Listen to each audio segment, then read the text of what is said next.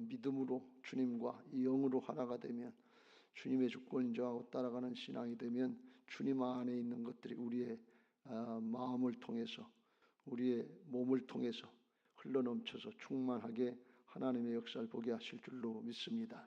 오늘도 말씀 듣다 그냥 치료받게 되시고, 말씀 듣다 그냥 믿어지게 하시고, 말씀 듣다 그냥 믿음의 사람이 되시기 바라고, 말씀 듣다 막힌 담이 흐러지고 하나님의 지혜가 임하시는 은혜들이 있게 되시길 주님의 이름으로 축복합니다. 할렐루야. 이미 다 주셨다고 그랬어요. 믿음으로 받고 믿음으로 행할 때 믿음의 역사를 보게 하실 줄로 믿습니다. 믿음은 들음에서 나고 들음은 그리스도의 말씀으로 말미암느니라 그랬어요. 말씀 듣다가 그런 은혜가 있게 될 줄로 믿습니다. 창세기 45장을 우리가 앞부분을 읽었습니다. 창세기 45장에 보면 요셉의 신앙에 마무리되는 부분이 나오고 있는데요. 요셉의 신앙을 보면 우리가 그런 생각이 들어요. 소설책이나 연속극에서 해피엔딩이다 그런 얘기가 있는데, 행복하게 끝난다 그런 얘기. 그래서 요셉의 경우를 보면 육신적으로도 그렇고 총리 대신이 돼가지고 잘 살게 되고, 그리고 영적으로도 또 하나님 앞에 잘 돼서 쓰임 받게 되고, 자기 자신뿐 아니라 형제들, 또 더 나가서 나라와 민족을 위해서도 구원의 역사의 기초를 이루는 쓰임받는 은혜가 됐으니까 정말 해피엔딩이다 이렇게 볼 수 있어요. 그 과정은 좀 어렵고 힘든 일이 있었지만 마무리는 행복하게 끝나는 게, 이게 우리 신앙의 사람들에게 주신 하나님의 축복의 여정인 것을 믿으시기 바랍니다. 하나님 앞에 우리에겐 천국이 있기 때문에 반드시 해피엔딩이에요. 그리스도인들에게는 아직 좋은 것은 우리에게 아직 오지 않았다는 것이 영적인 현실인 것입니다. 내 인생 왜 이렇게 힘들고 어렵기만 한가 그렇게 생각하시지 말고, 진짜 좋은 건 아직 안 오셨어요. 진짜 좋은 건 아직 맛도 못 봤어요. 하나님 나라의 영원토록 누릴 거예요. 그러니까 여기서 고난당하고 역경당하는 건 경한 것이고 잠시 잠깐 지나가는 것이라고 그랬어요. 그러나 우리가 하나님 옆에 누릴 것은 중한 것이고 영원한 것이 아직 남아있는 것을 믿고 요셉을 부러워하지 말고 영적으로 그 은혜를 누리시길 주님의 이름으로 축복합니다. 요셉의 해피엔딩이고 요셉의 형통한 삶을 보는데, 요셉을 인생의 과정을 보면 총리 대신이 되기까지 좀 어렵고 힘들었어요. 형들에게 모함을 받고 팔려가서 종살이 10년, 감옥살이 3년 할 동안에, 그동안의 요셉의 신앙의 특징은 믿음을 지켰다는 거예요. 믿음을 지키는데 그것도 보통 지키는 것이 아니라 어렵고 힘든 중에서 인내하면서 침묵했다는 거예요. 군소리를 안 했다는 거예요. 누구한테 하소연하는 게 별로 없는데 감옥에 갔을 때 술 맡은 관원장 꿈을 해몽해주고 잘 되니까, 당신 나가면 나는 아무 죄가 없으니까 내 사정 좀 살펴주시오 하고 한번 부탁한 일인데, 그것도 2년 동안 잊어버리고 안 됐어요. 그러니까 하나님만 바라보고 하나님이 역사하신 것이지 사람의 도움을 받지 못했다 이렇게 봐도 과언이 아니에요. 근데 누구한테 원망하지도 않고 불평하지도 않았어요. 형들을 원망하고 불평한 것도 아니고 보디발 장군을 원망하고 불평한 것도 아니고, 보디발 장군도 자기가 죄가 없는 걸 알아요. 자기 마누라를 겁탈했으면 강간 미수를 했다 그러면 살려두겠어요? 종인데 그냥 죽여버리지. 그 요셉에게 감옥에 가서 술 맡은 관원장, 떡 맡은 관원장에 돌봐주라고 한 것은 죄가 없다는 것을 알기 때문에 그래요. 그럼에도 불구하고 자기는 3년 동안 감옥살이 했거든요. 그래도 원망하지 않았고, 총리 대신 돼가지고 보디발 장군의 아내 앙큼하다고 붙잡아다가 벌 주려고 하지도 않았단 말이에요. 그런 거 잃지 않았어요. 그러니까 이 요셉의 모습을 보면 완전하지는 않지만 예수님의 모형을 보여준 사람이다, 예수님의 형상을 나타낸 사람이다, 이렇게 얘기해도 틀리지 않습니다. 죄송합니다.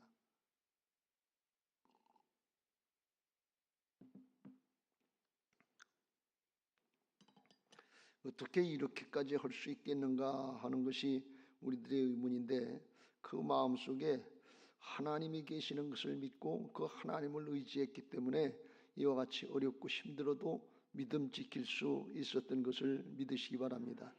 그걸 어떻게 아는가 하면 보디발 장군의 아내가 유혹할 때 그랬잖아요. 하나님 앞에서 이 큰 죄악을 보면서 어떻게 하나님을 마음을 아프게 되겠냐. 하나님 앞에 어떻게 큰 죄악을 행했냐. 하나님 앞에, 사람 앞에 아니라 하나님 앞에 고람되어 신앙을 한다고 하는 의식이 늘 있었던 거예요. 유혹이 와도 고난이 와도 역경이 와도 그러니까 하나님을 의지하는 믿음 가지고 이겨나갈 수 있도록 믿음의 승리자가 되게 하신 줄로 믿습니다. 우리들도 어렵고 힘든 순간순간이 많은데 어렵고 힘든 순간순간에 믿음의 승리자가 되려면 주께서 나와 함께 하시는 걸, 살아계신 하나님, 요셉과 함께 하셨던 하나님이 이제도 우리들과 함께 하시는 것을 믿으시고 그 하나님을 의지하시길 바랍니다. 내 안에 오셔서 떠나지도 아니하시고 버리지도 아니하시고 그와 같이 버려두지 아니하시고 하나님의 자녀로 함께 하시는 줄로 믿습니다. 바울은 그걸 이렇게 고백을 합니다. 고린도후서 4장 7절 이후에 우리가 이 보배를 질그릇에 가졌으니 이는 심히 큰 능력은 하나님께 있고 우리에게 있지 아니함을 알게 하려 함이라. 우리가 사방으로 교쌈을 당하여도 쌓이지 아니하며 답답한 일을 당하여도 낙심하지 아니하며 박해를 받아도 버림받지 아니하며 거꾸로 뜨림을 당하여도 망하지 아니하고 우리가 항상 예수의 죽음을 몸에 짊어짐은 예수의 생명이 또한 우리 몸에 나타나게 하려 함이라. 할렐루야. 십자가의 주님, 부활의 주님이 나와 함께 하시는 것이 믿어지면 어떤 어려움과 역경도 이겨나갈 수 있는 힘을 주시는 것을 믿으시기 바랍니다. 그 주님이 또 우리와 함께 하시는 게 믿어지니까 우리가 걱정할 게 없어요. 주님이 붙잡고 일하시고 주님이 붙잡고 나가시는 거니까 양이 목자를 따라가는 거 마냥 걱정할 거 없어요. 해결은 누가 하는 건 목자가 하는 거예요. 맹수가 나오든 뭐가 나오든 걱정 없이 따라만 가면 돼. 이게 하나님 앞에 우리의 신앙인 줄로 믿습니다. 요셉이 그 신앙이 됐던 거예요. 하나님이 나와 함께 하신다.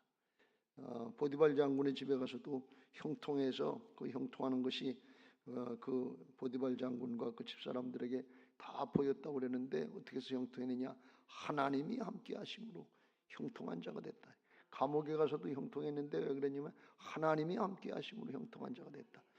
그러니까 형통하겠다, 뭐 잘되겠다, 성공하겠다, 출세하겠다, 공부 잘하겠다, 대학 잘하겠다 바라고 원하는 것들 많은데 그거 이전에 명심해야 될 게 뭔가 하면 하나님 앞에 형통한 자가 됐는지, 하나님이 함께 하시는 신앙을 하고 있는지 여기다 초점을 맞추고 그걸 맞추면 나머지는 하나님께서 하실 줄로 믿습니다.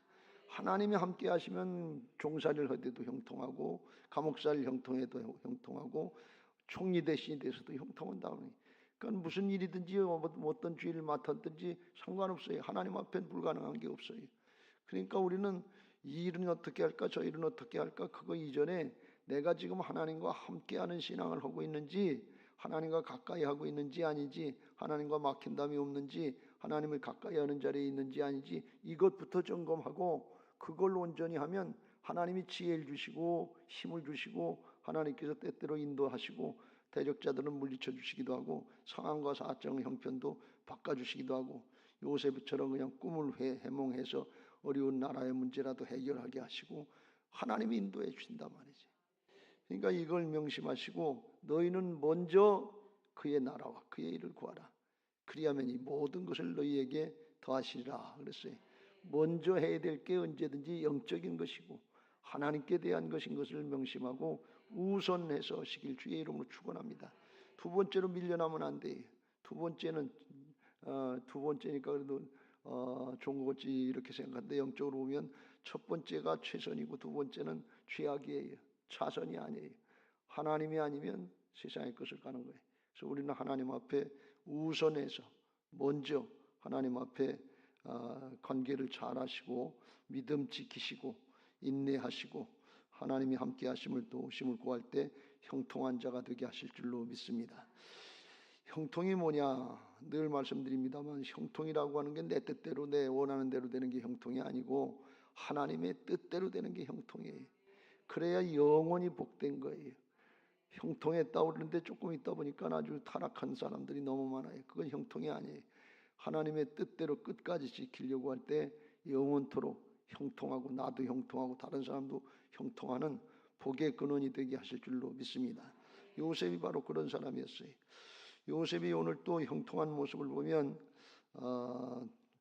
여기 자기 형들을 만나서 요셉이라고 기분 감정이 없겠어요. 자기를 죽이려고 했다가 팔아넘겨서 10년 동안 종살이하고 3년 동안 감옥살이하고 고생 직사하게 하고 젊은 나이에 청년 시절에 그랬으니까 얼마나 힘들었겠냐 말이에요. 뭐 말은 안 하고 입을 지켜서 침묵하면서 믿음을 지키긴 했는데 그 마음속에 형들에 대한 응어리진 감정, 이거야 없겠어요. 사람인데, 똑같은 사람인데 이게 있겠지요.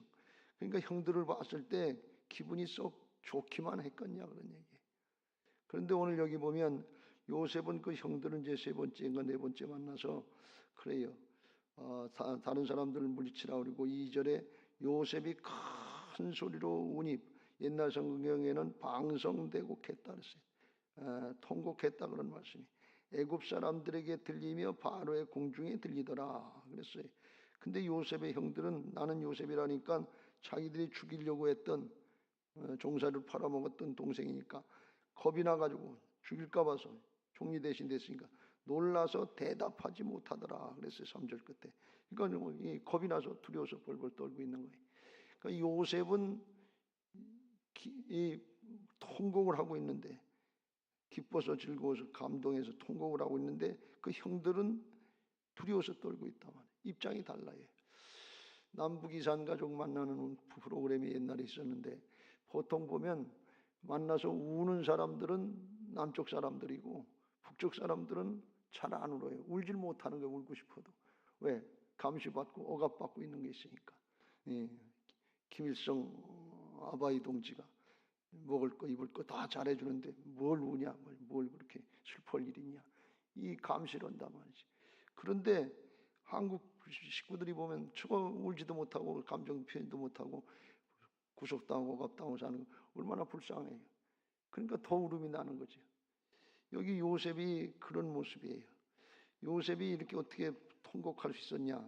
자기도 기분 감정 안 좋은 거 있었지만 요셉은 하나님의 감동을 받는 사람이라 하나님의 은혜 가운데 이렇게 된 줄로 믿습니다. 요셉은 자기 어떤 원한, 이거로부터 자유함을 얻었다는 거예요. 해결받았다는 거예요. 성령의 역사 가운데. 그런데 그 형들은 아직 중심으로 회개하고 돌이키질 않았기 때문에 같이 기뻐하고 같이 즐거워하자 그러는데 그게 안 되는 거예요.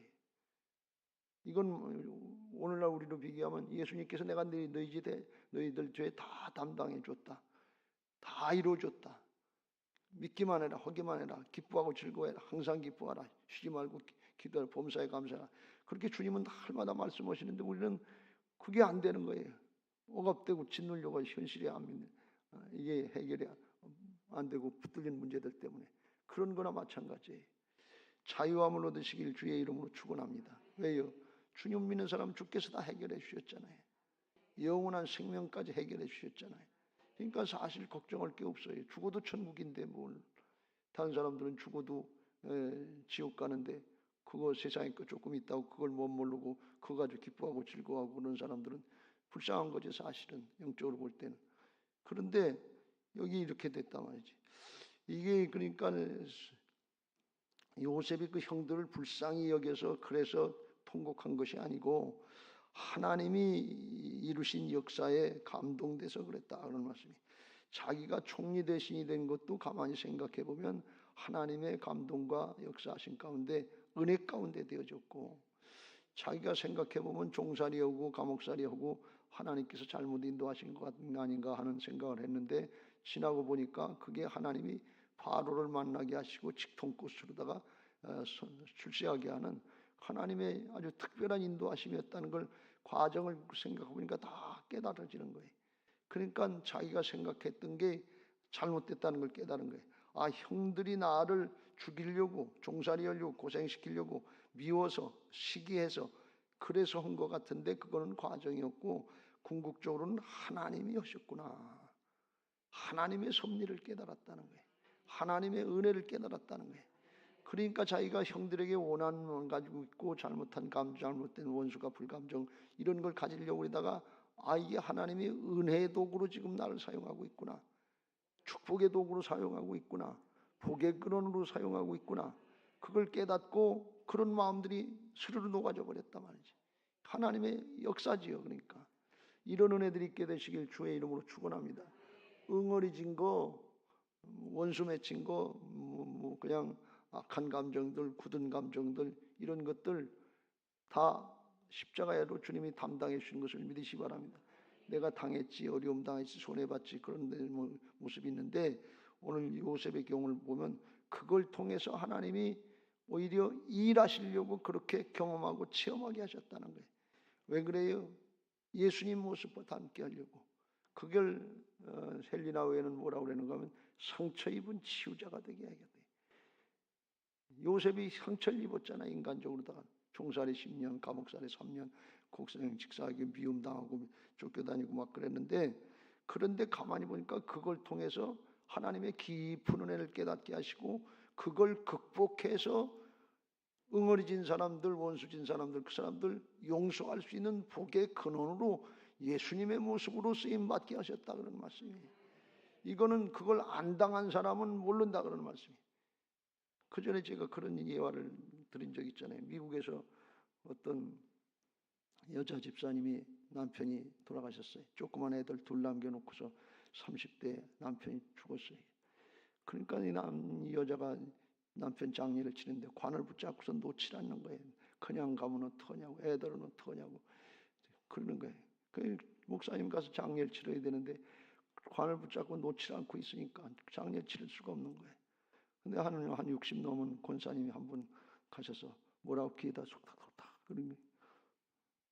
그러니까 손 얼른 띄고서 내려오더라는 거예요. 그래서 이제 목사님이 장례를 잘 치르고서 나중에 권사님한테 물어봤대요. 권사님 뭐라고 그랬는데 그렇게 손을 탁 띄고서 그 집사님이 바로 내려왔어요. 그랬더니 에이 그거 할 필요 없어요. 그거 좀 가르쳐줘요. 나중에 내가 써먹게. 이 목사님은 그거 써먹을 수 없어요. 그 뭐라고 그랬어요? 좀 가르쳐달라고 그랬더니 그 권사님이 하는 얘기가 가서 그랬더니 귀에다 대고 야 이년아 지랄하지 마라. 난 20대 과부가 됐어. 그러니까 이 손을 탁 들었다는 거예요. 그 당한 사람이라야만 그런 얘기를 할 수 있다는 말씀이에요. 그렇지 않으면 누가 거기다 대고서 얘기를 할 수 있겠냐 말이에요. 상처 입은 치유자니까 복음이 능력 있고 십자가 능력 있는 것을 믿으시 바랍니다. 상처 입은 사람이 용서해 준다는데, 상처 입은 사람이 화해하겠다는데 막힐 게 있겠어요? 상처를 준 사람이, 손해를 끼친 사람이 잘못됐다고 그러고 그래도 마음이 편치 않은 그럴 수는 있지만, 상처를 입은 사람이 하나님의 은혜를 깨닫고 내가 용서한다, 내가 화해한다. 용서는 마음만으로 해도 용서가 되는 거고, 화해하는 건 같이 사는 거예요. 같이 어울리는 거예요. 이게 용서하고 화해 단계로 나가야 더 좋은 거예요. 용서는 우리가 마음으로 할 수 있어요. 그런데 보면 싫은 마음이 생기잖아요. 좋지 않은 생각이. 그걸 잘 극복하려면 화해까지 해야 되는 거예요. 이건 행동이 따라야 되는 거예요. 용서하고 화해하는 걸 같이 하자고 요셉이 그러는 거예요. 그러니까 뭘 깨달았어요? 하나님의 은혜를 깨닫고서 하나님의 섭리를 깨닫으니까 예수님 같은 모습으로 상처 입은 치유자가 되게 하신 이것까지 형통하게 하셨다 그런 말씀이에요. 형통하는데 총리 대신이 된 게 형통이 아니고 하나님이 쓰시고자 하시는 데까지 하나님의 뜻대로 된 게 진짜 형통이다 그런 말씀이에요. 이걸 명심하시길 주의 이름으로 축복합니다. 한때 형통했다는 사람들 많아요. 한때 성공하고 출세하고 잘 됐다고 하나님의 은혜가 감사하다고 그러는 사람 많은데 나중에 보면 죄악의 길로 가는 사람들이 너무 많아요. 신앙이 떠나고 가문이 신앙에서 멀어진 사람들이 너무 많아요. 왜? 형통하지 못했기 때문에 그래. 세상적으로 볼 때 조금 잘된 거 한순간 잘된 게 형통이 아니고 끝까지 하나님의 뜻대로 순종하고 쓰임받는 데까지 나가는 게 이게 형통인 줄 믿습니다. 근데 요셉은 진짜 형통을 했는데 무슨 형통인가 하면 예수님과 같은 형통을 했단 말이죠.